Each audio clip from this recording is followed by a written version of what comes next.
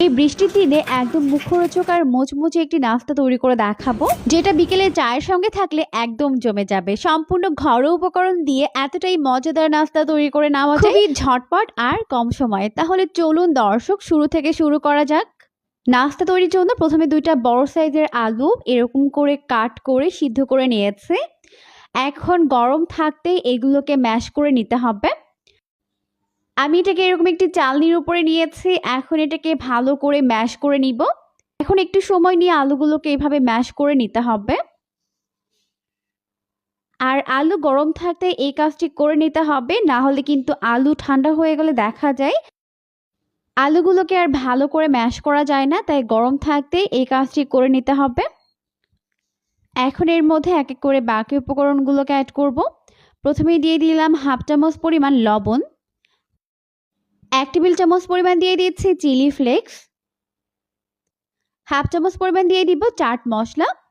এই নাস্তাটি বানাতে খুবই কম উপকরণ লাগে, তবে খেতে দারুণ মজার হয়। এখন এর মধ্যে অ্যাড করে দিলাম একটি ডিমের হলুদ অংশ, আর দিয়ে দিব 2 টেবিল চামচ পরিমাণ ময়দা। আপনারা এখানে চাইলে ময়দার পরিবর্তে কর্নফ্লাওয়ার ব্যবহার করতে পারবেন, বা চাইলে চালের গুঁড়াও ব্যবহার করতে পারবেন। এখন এই সব কিছুকে হাত দিয়ে খুব ভালো করে মিশিয়ে নিতে হবে। তো এগুলোকে মিশিয়ে নেওয়ার এই পর্যায়ের মধ্যে অ্যাড করে দিব হাফ চামচ পরিমাণ লাল মরিচের গুঁড়া। দেওয়ার পর আবারও মিশিয়ে নিচ্ছে। তবে যারা ঝাল কম খেতে পছন্দ করেন তারা চাইলে এখানে চিলি ফ্লেক্স বা ঝালের গুঁড়া যে কোনো একটা ব্যবহার করতে পারবেন। এখন আমি এখানে একটি বেকিং পেপার নিয়েছি। আপনাদের হাতের কাছে বেকিং পেপার না থাকলে চাইলে এখানে সাদা কাগজ ব্যবহার করতে পারবেন। আবার চাইলে যেটাতে রুটি বেলেন ওখানেও কিন্তু এটাকে ভালো করে স্প্রেড করে নিতে পারবেন।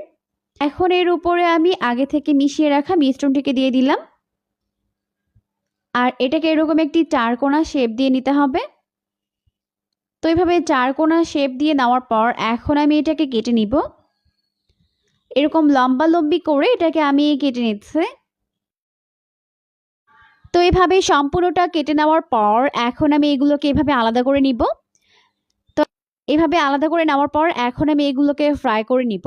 তাই চুলায় একটা প্যান বসিয়ে পর্যাপ্ত পরিমাণে সয়াবিন তেল দিয়ে তেলটিকে হাই ফ্লেমে গরম করে নিয়েছে। এরপর এর মধ্যে একটি একটি করে নাস্তার শেপগুলোকে দিয়ে দিব। একবারে যতগুলো ধরে দিয়ে দিচ্ছে। এখন এইগুলোকে উল্টে পাল্টে 2টা সাইড এরকম গোল্ডেন ব্রাউন করে ভেজে নিতে হবে। তো এখন ভাজা হয়ে গেছে, এগুলোকে তেল ঝরিয়ে উঠিয়ে নিব। এরপর পছন্দ মতো সস কিংবা চাটনির সঙ্গে সার্ভ করার পালা। খেতে কিন্তু ভীষণ মজার হয়েছে। অবশ্যই বাসায় ট্রাই করবেন, দেখবেন পরিবারের সবাই পছন্দ করবে। এরকমই সমস্ত নতুন ভিডিও পেতে